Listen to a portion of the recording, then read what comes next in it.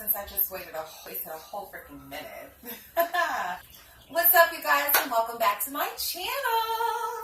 I am going to do a story time for you guys. So I've never done a story time before, and so I'm doing a never have I ever type of thing. I've never done a vlog, and if you have not seen my vlog already, I will place it in the description box below so you guys can go ahead and check that out, or it will probably be somewhere around here towards the end of the video, so look out for that. I'm doing a story time on how I tried to kill my ex-boyfriend. Okay, so let me clear this up real quick. No, I didn't intentionally try to kill him. That was just a rumor that my family kind of almost spread out there. And it was all because of a lover's quarrel. So let me tell you guys about my crazy ex-boyfriend and how I got to the point where I was driven to have others believe that I tried to kill him. First of all, I will not disclose the names of these people or the people that are involved in the situation. I will just say him or her. Those people already know who they are. If they ever see this video, whatever. Years ago, back when I first went off to college, before I went off to college, I had a boyfriend. And he was my boyfriend from my senior year up until like a partial bit of my freshman year. So as soon as I broke up with him, I ended up going into another relationship. You guys, what you should never ever do is go from one relationship to the next one. Give yourself some time to heal. Do not be on that dumb stuff and be like, oh, I need somebody to fill the void. Not someone, something should have been filling a void. Replace it with something that is productive. That way that you can keep your mind focused. And by the time you realize that, you're over that person. Less and less and less you'll think of that person. But I decided to not do that scenario. So I got into a new relationship with this guy, and he was just on time. Let's just say that. He served his purpose. He was there when I needed him. He used to come and visit me at school all the time. He was there with me and my friends, so my friends and family knew that this was my new boo thing. He kind of snuck up on me real quick, though. Like, I hate the sneak up type of guys, but I think because at the moment I was vulnerable, so it was easy for me to fall into the trap, and I fell into the trap. And he swooped me off my feet, and I was his girl. Like, that was my boo. I did any and everything for my boo and vice versa because I felt like he went hard for me. We were dating for a while, and of course when you're in school, you go back and forth to home throughout the holidays. Now, since I was dancing in school, I went to Virginia State University and I was in the band, I wasn't able to come home as often as most students did. So it was harder and harder over time for my boyfriend at the time to keep affording to come and see me every weekend because, not trying to be funny, he was there like almost every weekend. He would come to my games, come hang out, rent a room. We would do, just hang out or whatever. As time went on, it got to the point where he felt like, I believe that he felt as if he was putting a lot into this relationship. And he was like, you know what, this is long distance. It starts to become annoying. I mean, it was no more than an hour and a half away, but miles on his car, I can understand. Money out his pocket, I can understand. But at the same time, it's just like, whatever. He ends up getting into another relationship. So I didn't know that he got into another relationship, but he ended up cheating on me. We broke up, end up getting back together again. That's a long story on how we end up getting back together again. But we broke up. I ended up becoming the other woman. He broke up with the other girl to come right back to me, and we were together again. So the second time that we got together again, it was very, very brief. Very brief. Now, he and I were dating for almost a year. Matter of fact, it was the same time, it was the same length as my previous relationship, which is crazy. I didn't have a relationship no longer than maybe 9 months. Like, that was the longest that I had at that moment. Years later, I've had relationships that were a lot longer. My last relationship lasted doggone near 6 years. So that's something else. But at the time, I had gotten to the point where I was having some serious trust issues. And I developed something within myself where if I didn't want to know about it, I wasn't going to ask about it. So I allowed so many things to take place, and I allowed so many situations to happen to me and to hurt me because I was afraid to open up my mouth to say something. I was afraid of being by myself. I was afraid of being alone because I didn't like to be alone. Fasting forward, there was to us getting back together again. So I'm trying to trust this man again and learning how to trust this man again. And he goes out, and one day, this crazy day, he was at the DMV. He had to go to the DMV. And I remember I called him, and I knew that he said one of his friends was coming in town, but it was kind of very brief. Now, first of all, he didn't tell me that it was a female that was coming in town that was one of his friends. So I'm assuming that it's one of his boys. So I was like, all right, whatever. Because when he told me about it, I blew it off. It was no big deal. So I said, okay. So when I call him and he's at the DMV, I hear his brother as well as this other girl. So I'm like, who is this chick? Now, I wasn't calling him to check up on him and see what he was doing type of stuff. I think I was calling him because I think I was supposed to see him later on that evening, and I just wanted to know what time. So when I heard the girl on the other line, she was just murmuring, who is this calling you? She need to get off your phone. Why is this girl calling your phone? Yada, yada, yada, yada. And I'm just sitting there like, who is this chick? Like, who is this? And why is she talking smack on your phone? Like, you really need to tell her to shut up. Because ain't nobody got time for that. He goes, like, yo, babe, calm down. It's not even like that, man. So I was like, okay, cool. But you need to tell her that she needs to shut up. Because don't do that to me. Y'all, that's one thing that you just do not do. Like, I just feel like that's somebody egging you on. And I felt like she was egging me on. So I was ready to jump. Like, a girl was feeling froggy, and I was about to leap. And I mean, leap across through that phone to that DMV and smack the two snits out of her. And smack her to the back of the line. Because y'all know them DMV lines be long. I was like, you know what? That's all right. I ain't even about to go back and forth with you on the phone because that's one thing I won't do. I ain't about to be fussing back and forth with you. So I was like, I had to go to my job at the moment because I needed to go pick up my check. Now, before I go home, after I pick up my check, I'm going to swing by his house and figure out what this is all about. My sister ended up coming with me. And in the car, we driving down the street. I told my sister, I was like, look, we about to go see such and such. Something just don't feel right. So she was like, all right, whatever. And I have this crazy gut feeling like something ain't right, y'all. Like, I was getting mad.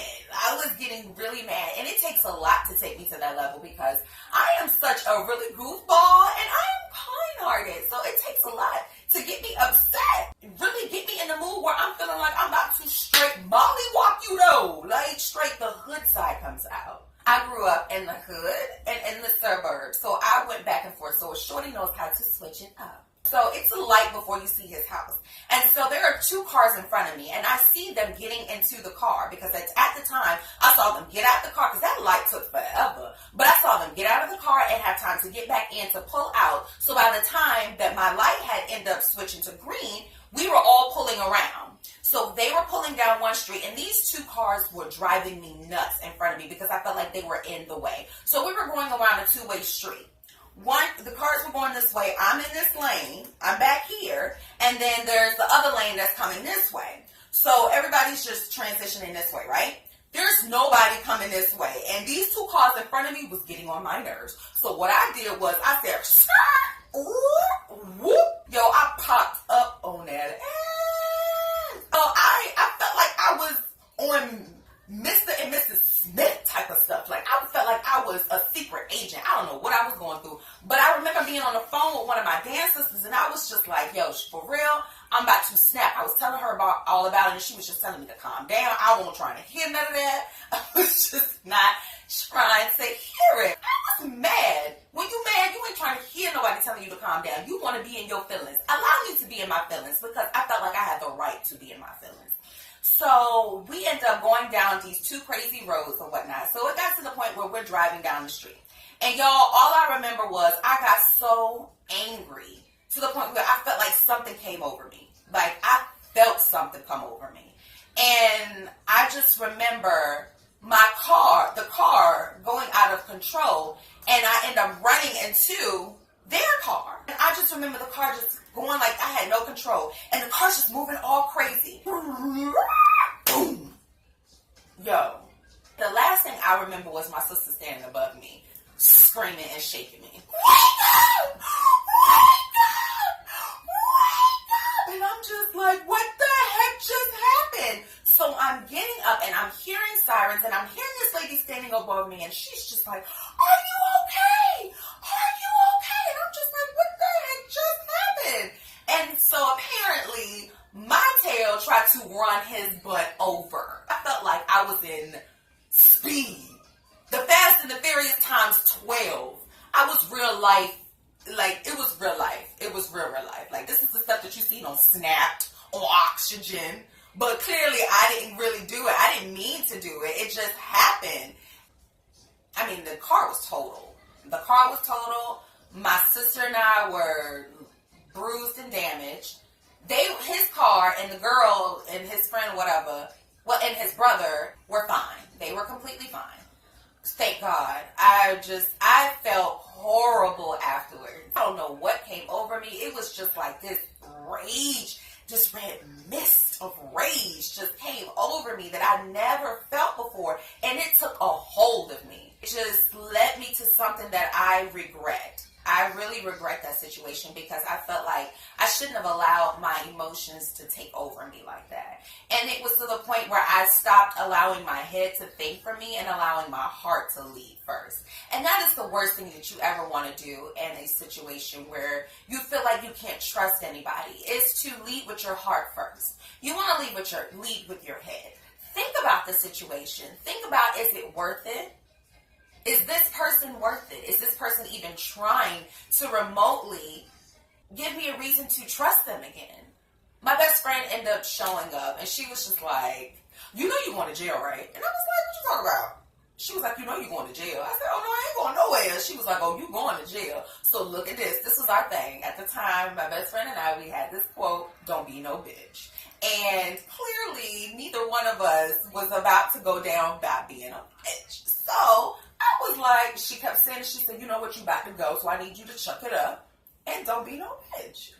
I was like, all right. Like, I was so scared because I wasn't expecting anything like that. And I was so embarrassed. I was embarrassed for my mom. Like, my mom ended up showing up and my aunt ended up showing up. My family was there and I was just so embarrassed. It was just like, what do you say for yourself?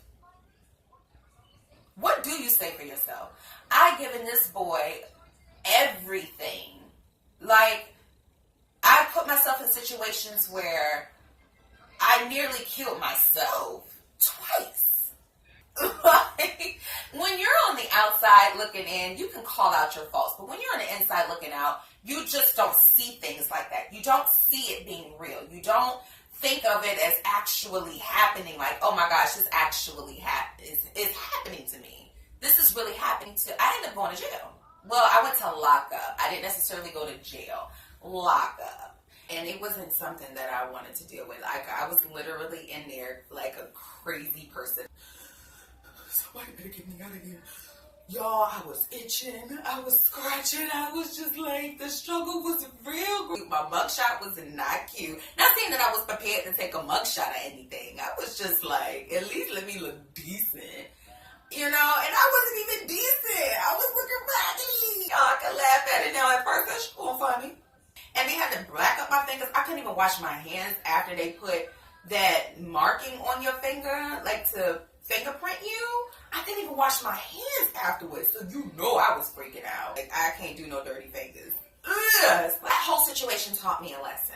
And it taught me a lesson of understanding how to appreciate myself and understanding my worth, to know what I allow to affect me. Like, that whole scenario just triggered something in my mind. And for myself, I never thought that I would be in a situation like that. Me, the last person you want to see in jail? Y'all, let's talk about the drive to the jailhouse, okay? Real quick. So they went ahead and they locked me up. First of all, I was not expecting them to go ahead and put my hands in handcuffs. So I'm standing there with my hands in my handcuffs. And I end up, when we in the car, the guy had put me in the car, so it was all kind. everybody was just real cool. You know, everybody was real cool. It wasn't like it was aggressive or anything. My experience was not like most experiences. It wasn't as harsh as it is now. It was definitely not the case. So thank God I didn't have that issue. But I did have my police officer hit on me. That did happen. Like, it was crazy. He ended up actually asking me out. Like, that was such a major turn on for him. Maybe he liked handcuffing me. And I was like, I see any. You better be trying to handcuff me. It's like, I'm getting those digits. He was not getting my digits. But we get all the way to the jailhouse and whatnot. And everybody, from the person that took my picture, was so kind. From the person that did my finger, like, we were literally talking and laughing. I don't know what it is, but when I go into a situation where I'm afraid, I swear, I pray, and the whole experience is so smooth. Like, it was just amazing to me. My whole experience of going to jail was more of a mental thing because I didn't want to be there, and I damn sure don't want to go there. But it wasn't scary as I thought it was going to be. The whole scary idea is how long I'm about to be up in here. They were trying to get me to eat these ham and cheese sandwiches. You know, the ham and cheese sandwiches that your school used to give to you when you went on those school field trips, and they would put together the ham and cheese sandwich together and the orange and the carton of milk. Like, y'all remember the bag lunches? Get out of here with that. That's how the sandwich was, and they ain't had no mayonnaise, no mustard. That joint was dry.com. I didn't have anything major on my record, so when I went to the magistrate's office, the magistrate was just like, go ahead and go. Like, just go home. So I went ahead and went home. I didn't have to pay anything, thank God. After that, I ended up having to go to court. And thank God my ex and his friend didn't press charges. They did not, praise God.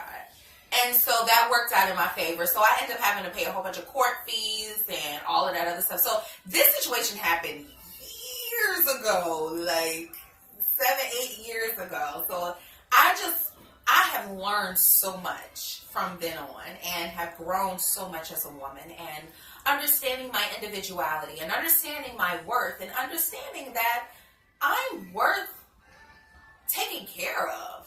Take care of yourself. You don't take care of anyone else in the world. If you have no children, if you have no pets, if you have no major pluses, take care of yourself. Take care of your mind. Take care of your heart. Your mental stability is everything that you have. It's everything that you have. So you want to make sure that you do not allow anything or anyone to help to tarnish that. That should be a part of your success factor. Being comfortable with yourself, loving your self-worth. At that point, I was just like, I left him alone ever since then that situation happened. Like, I left him alone. I don't even remember us talking again for years. Yeah, I think I probably seen him around every now and then, but it wasn't like I was seeing him on the regular. I didn't speak to him at all. I wish him the best. God knows I wish him the best, and I wish him nothing but love, peace, and happiness. I am just glad that I went through that situation because it taught me how to grow up, taught me so many things about myself. And that's what any situation should do for you. It should teach you something about yourself. You should learn something. Everything is a lesson. God set you up in tests that you probably didn't even notice that he was setting you up in. And you wonder why you keep being in the same situations. It's because he keeps giving you tries after tries after tries to get it right. I need you guys to get up on that wake-up call. That was my wake-up call. And don't even wait until this is a situation that is completely drastic like that in order for you to have a wake-up call, you know? Moral of the story is, do not try to kill your exes because you mad. Work things out for yourself. Take a moment, step back, think about and reflect on your part. Understand what you are worth, and it's not worth somebody else's life. I hope you guys really enjoyed this story time. Thank you guys so much for watching. If you are not already a subscriber, go ahead and click that subscribe button and have a great day. Remember, God is love, so love, love.